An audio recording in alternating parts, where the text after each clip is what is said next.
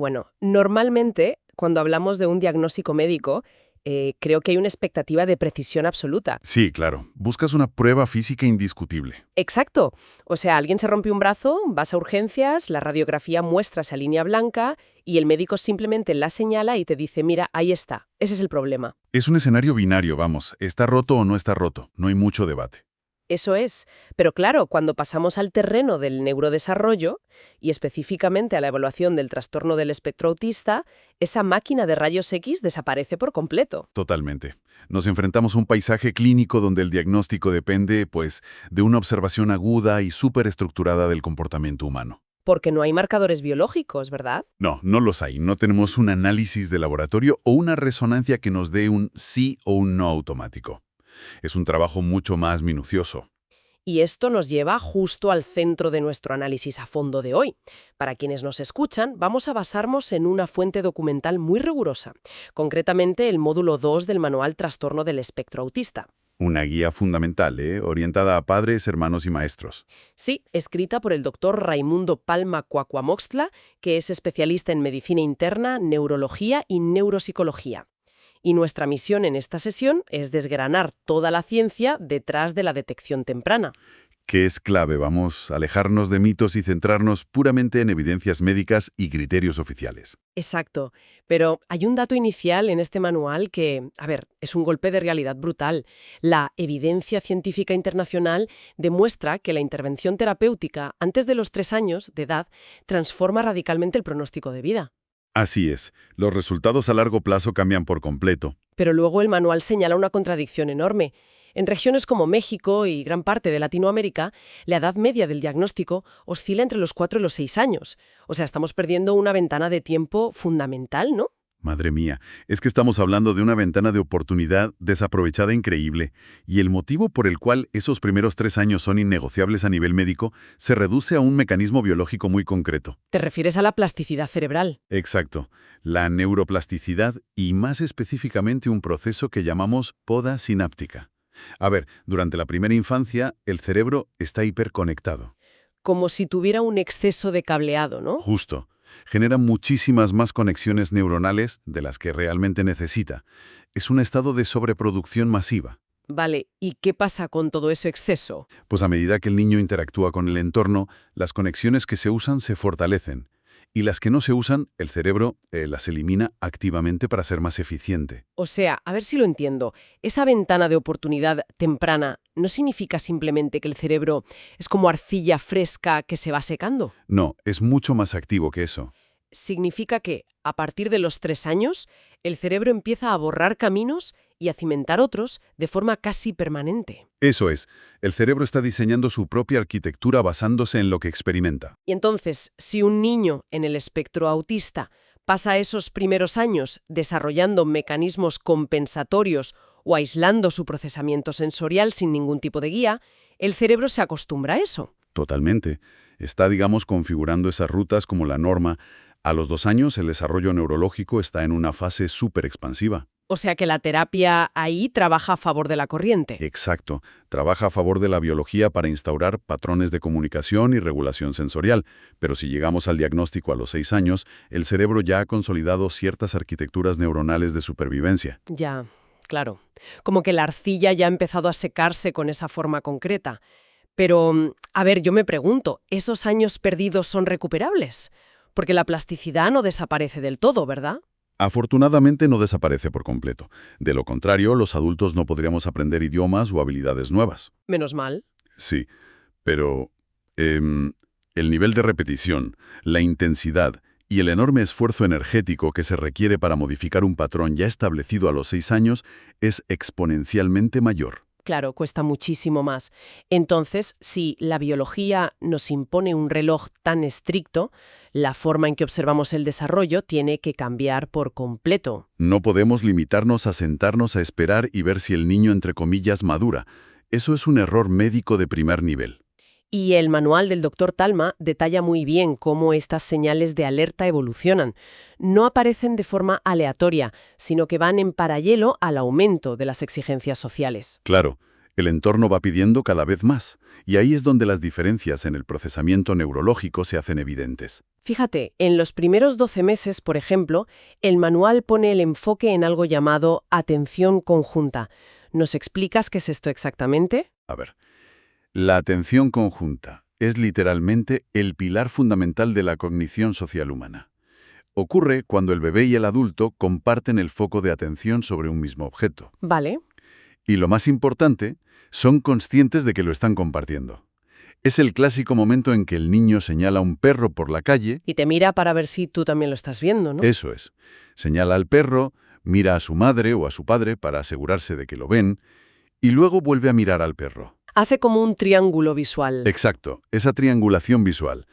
Biológicamente, esto es la antesala del lenguaje y de la empatía, o la teoría de la mente. Entonces, si hay una ausencia de esto, O cuando el bebé de 1 año no responde a su nombre a pesar de que sabemos que tiene una audición perfecta. Estamos ante una falta de anclaje social muy temprano. y a medida que avanzamos hacia los 24 meses, la exigencia sube todavía más. Se espera que aparezca el lenguaje funcional, frases espontáneas de 2 palabras, el juego simbólico también. Sí, hacer como si le diera de comer a un muñeco, por ejemplo. Y aquí es donde a menudo vemos el juego solitario o muy repetitivo, como alinear objetos en lugar de jugar con ellos de forma imaginativa. Pero ojo, porque aquí el manual destaca una línea roja absoluta en cualquier punto de esta línea temporal. Y creo que es vital subrayarlo, la regresión. Madre mía, sí. Cualquier pérdida de habilidades ya adquiridas. O sea, si un niño hacía algo y de repente deja de hacerlo. La regresión en el neurodesarrollo es directamente una emergencia clínica.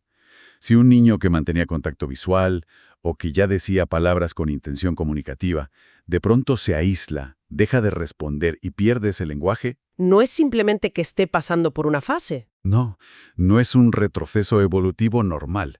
A nivel neurológico, indica que una red cortical está fallando o se está reorganizando de manera atípica bajo la presión del desarrollo. ¿Y qué se hace en ese caso? Exige activar protocolos de evaluación inmediatos. Hay que descartar desde cuadros epilépticos silenciosos hasta, por supuesto, la consolidación de las características del espectro autista. Vale, pero pongamos un escenario diferente. Supongamos que un individuo pasa estas primeras etapas sin levantar sospechas clínicas evidentes. Que ocurre muchísimas veces, claro. Entramos entonces en la etapa preescolar y escolar. Aquí el lenguaje puede estar presente, pero su uso cambia. Aparece, por ejemplo, la ecolalia. Sí, que muchas veces se malinterpreta en los colegios. Exacto. Se piensa que es un niño que simplemente repite frases de la televisión por hacer la gracia o por llamar la atención. Pero la literatura médica nos dice algo muy distinto. La ecolalia es en realidad una forma de procesamiento gestáltico del lenguaje. ¿Y eso en lenguaje de andar por casa qué significa? Pues que el cerebro está intentando comunicarse usando bloques enteros de sonido.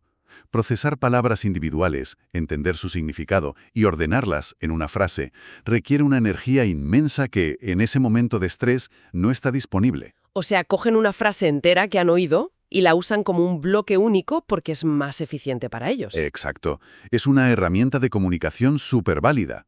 Y a esto se suma en el patio del colegio el enorme desafío del lenguaje no literal. Uf, claro. Es que en esa edad la comunicación deja de ser tan directa. Empieza el sarcasmo, la ironía, las bromas con doble sentido. Las reglas no escritas del juego, para un cerebro neurodivergente que procesa la información de forma hiperlógica y superliteral, este entorno es indescifrable. Tiene que ser agotador. Un entorno profundamente hostil. Totalmente. Esto desencadena una fatiga social inmensa que muy a menudo se traduce en crisis de ansiedad o colapsos al llegar a casa. Lo que nos introduce en el mecanismo de supervivencia más complejo que menciona el manual, especialmente visible en la adolescencia y en la etapa adulta, el enmascaramiento o camouflaging. Un fenómeno además con una prevalencia altísima en mujeres en espectro. Sí, que por lo visto lleva historiales de diagnósticos completamente incorrectos, como depresión o TDAH en la adolescencia. Porque consiste en la observación meticulosa y la imitación consciente de las normas sociales neurotípicas, todo para pasar desapercibido. Pero, a ver, yo me pongo a pensar, ¿y si un adolescente desarrolla una capacidad tan perfeccionada para imitar normas y camuflarse, cómo pueden los profesionales distinguir entre una verdadera adaptación social y el agotamiento de un TEA no diagnosticado? Es una pregunta buenísima. Y la clave clínica para desenmascarar el camuflaje es evaluar el coste energético. El coste energético, vale. Sí, piensa que el enmascaramiento es un proceso cognitivo manual para algo que en cerebros neurotípicos está automatizado. Como tener que pensar activamente en respirar, ¿no? Exacto.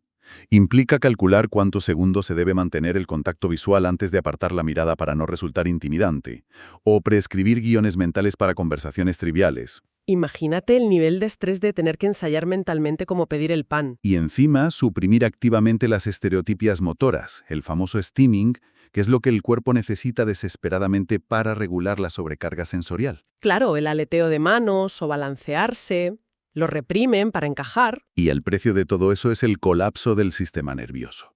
Una persona neurotípica puede sentirse cansada tras un evento social, pero para una persona autista que enmascara, la factura fisiológica es brutal. Entonces, el médico o el psicólogo, ¿qué busca exactamente en la consulta? Indagan sobre el contraste entre la esfera pública y la privada.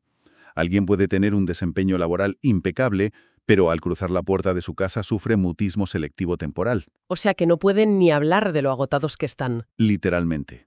O sufren crisis de sobrecarga sensorial severa y de repente son incapaces de realizar funciones ejecutivas básicas como prepararse la cena o ducharse. Qué duro. Esa disonancia entre la fachada perfecta fuera de casa y el colapso en privado es la huella, entonces. Es la huella inconfundible del autismo camuflado, ¿sí? Vale, pero espera, porque aquí veo un problema metodológico importante. Volvemos al principio. Si carecemos de esa radiografía o de ese análisis de sangre, Sí, la falta de biomarcadores, sí. si todo el diagnóstico depende de indagar en este agotamiento interno o de observar si un niño de 1 año hace esa atención conjunta, ¿no se vuelve todo un proceso peligrosamente subjetivo? Es el gran miedo de muchas familias, claro. Es que depende 100% de la interpretación que un ser humano hace de las acciones de otro ser humano.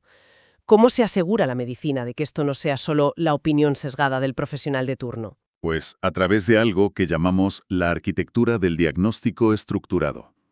La comunidad clínica no se basa en impresiones vagas de me parece que o yo creo que.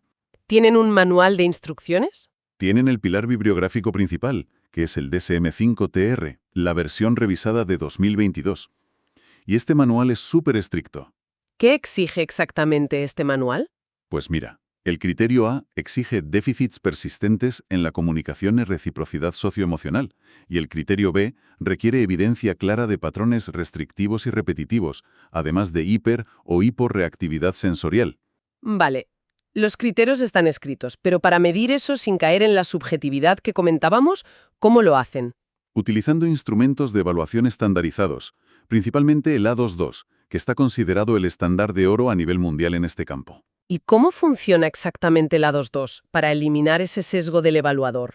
Porque sigue siendo un humano mirando a otro. Claro, pero el A22 no es una entrevista abierta ni una charla informal. Es en realidad una prueba de estrés conductual altamente calibrada. Ah, o sea que no se sientan simplemente a mirar cómo juega el niño. Para nada. El evaluador presenta escenarios diseñados específicamente para forzar una respuesta social. Se llaman prensas conductuales. Ponme un ejemplo de esto, para visualizarlo. Vale. Por ejemplo, el evaluador activa un juguete mecánico que hace mucho ruido y se mueve. Lo deja funcionar un momento y luego lo detiene deliberadamente. Y entonces se queda quieto, esperando. Se hace el silencio en la sala. Exacto. Se evalúa meticulosamente cómo el niño intenta reactivar la situación para que el juguete vuelva a funcionar. Entiendo, buscan ver si pide ayuda. Buscan muchas cosas. Mira al evaluador a los ojos para pedirle que lo encienda. O utiliza la mano del evaluador como si fuera una herramienta inanimada, empujándola sin mirarle a la cara. Fíjate qué nivel de detalle. Hay una rúbrica súper estricta para puntuar cada microinteracción. No es, me parece simpático o está un poco tímido.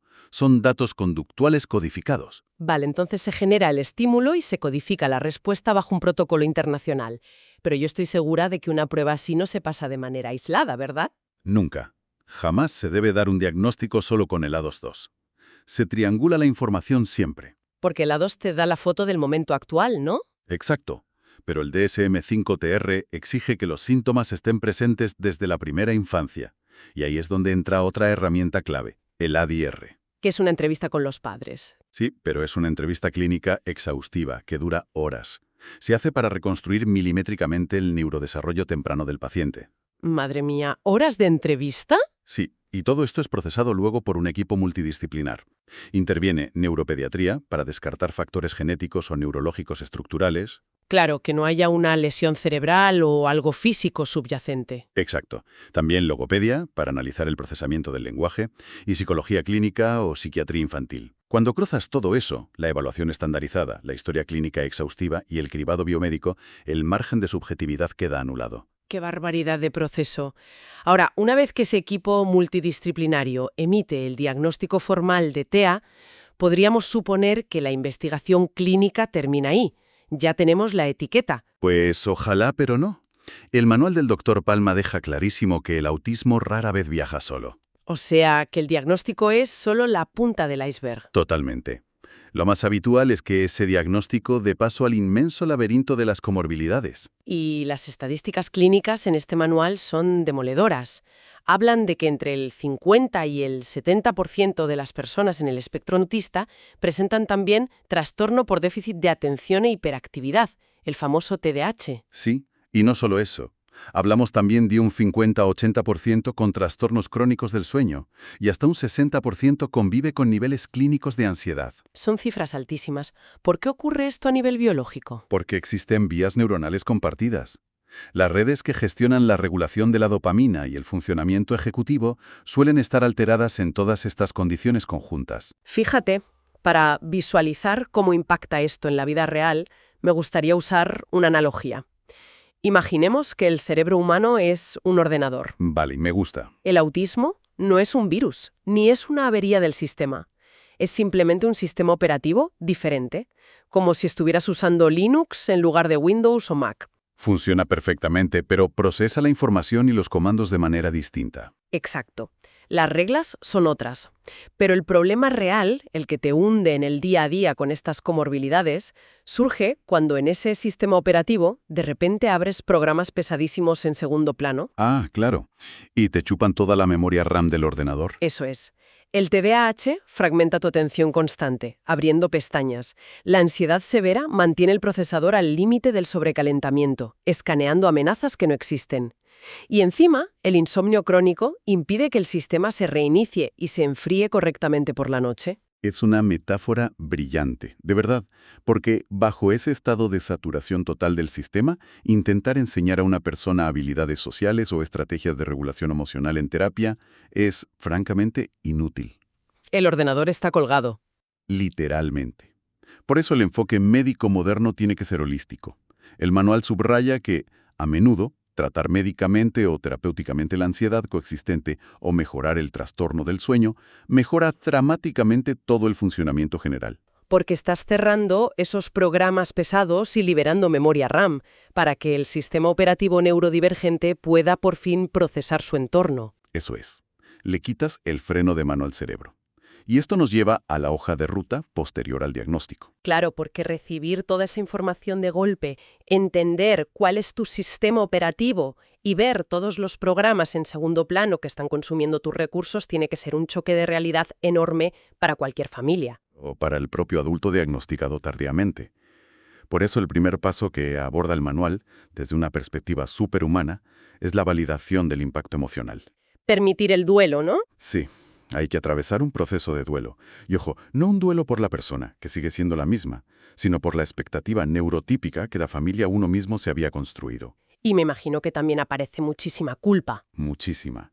Frecuentemente los padres sienten culpa por no haberlo detectado antes, especialmente si el diagnóstico llega a los 6, 8 o 10 años. Validar esa carga psicológica es el paso previo necesario para poder entrar en la fase de acción. Porque esa fase de acción requiere moverse rápido para aprovechar cualquier nivel de plasticidad cerebral restante. Hay que desplegar intervenciones basadas en evidencia clínica de forma inmediata. Como la terapia ocupacional para la integración sensorial, o el apoyo de logopedia para establecer sistemas de comunicación aumentativa si fueran necesarios. Exacto. Pero el manual va más allá de la clínica. Hay un frente de batalla igual de importante que entra de lleno en las aulas, y es el plan de apoyo individual, el PAI. Claro, porque en el colegio es donde el individuo pasa la mayor parte de su tiempo diurno, y donde esas exigencias sociales y sensoriales son más intensas. Un colegio es un entorno súper hostil a nivel sensorial. Ruidos, luces, roces. Y el PAI no es una sugerencia simpática para el profesor, es un documento formal que obliga a adaptar el currículo y el entorno físico. Puede significar cosas tan básicas como permitir el uso de auriculares canceladores de ruido en clase, ¿verdad? O flexibilizar los tiempos de los exámenes, o permitir zonas de descanso sensorial. Y aquí es donde la bibliografía destaca la inmensa importancia de conocer el marco legislativo. Esto es fundamental. De hecho, el manual pone de relieve, a modo de ejemplo, herramientas legales específicas.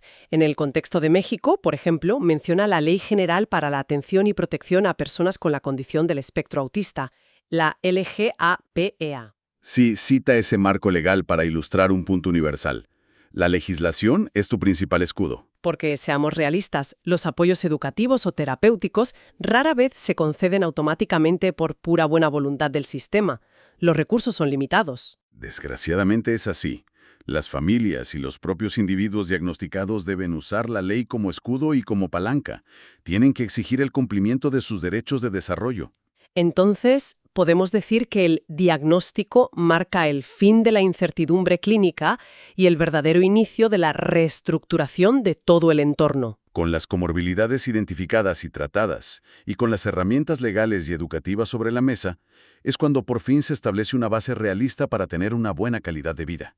Pues si observamos todo este recorrido analítico que hemos hecho hoy, queda clarísimo que diagnosticar el espectro autista es una labor inmensa. Complejísima, sin duda. Es una carrera constante contra el reloj del desarrollo cerebral, donde la poda sináptica no espera a nadie. Y donde el tiempo es, literalmente, tejido neuronal. Requiere que padres y educadores cambien el chip y aprendan a leer ese lenguaje invisible de la atención conjunta, y que estén alerta ante la línea roja de la regresión. Y cuando el proceso llega a nosotros, al ámbito clínico, exige un rigor absoluto basado en el DSM-5-TR, usando pruebas de estrés conductual como el A22 para neutralizar cualquier atisbo de subjetividad. Para poder atravesar a dedas las complejísimas capas del enmascaramiento que tanto agotan a quienes lo sufren. Todo ello entendiendo que el autismo rara vez existe en el vacío y que gestionar esa ansiedad y el TDAH es vital. Es un enfoque integral, de manual, nunca mejor dicho. Pero para cerrar esta sesión, hay un detalle en las especificaciones del DSM-5-TR que me parece súper fascinante y que de alguna manera nos obliga a girar la cámara hacia nosotros mismos como sociedad. A ver, cuéntame. Mira, el criterio C establece que los síntomas deben estar presentes en las primeras fases del desarrollo, pero añade un matiz muy revelador. Dice literalmente que pueden no manifestarse plenamente hasta que las demandas sociales superan las capacidades limitadas de la persona. Claro. Ese es el detonante. Y eso nos hace preguntarnos, inevitablemente, ¿qué está pasando con nuestras demandas sociales hoy en día? Si nos paramos a pensar, vivimos en una sociedad estructurada sobre la hiperconexión constante, Con entornos acústica y visualmente agresivos en cada esquina. donde las reglas implícitas cambian a la velocidad de la luz gracias a las redes sociales y la presión por encajar es absoluta. Y yo me pregunto, quizás el aumento de diagnósticos tardíos o el agotamiento extremo de quienes enmascaran no es solo un fallo en la detección temprana. Es una reflexión muy potente, ¿eh? La arquitectura social actual está funcionando como una inmensa prueba de estrés a nivel global, revelando que hemos construido un mundo que es, por diseño, insostenible y profundamente hostil para cualquier cerebro que no opere bajo el sistema operativo de la mayoría. Una barrera invisible pero real. Es, desde luego, algo para reflexionar profundamente la próxima vez que observemos un comportamiento que desafía nuestras expectativas normativas en el colegio, en el trabajo o en la calle.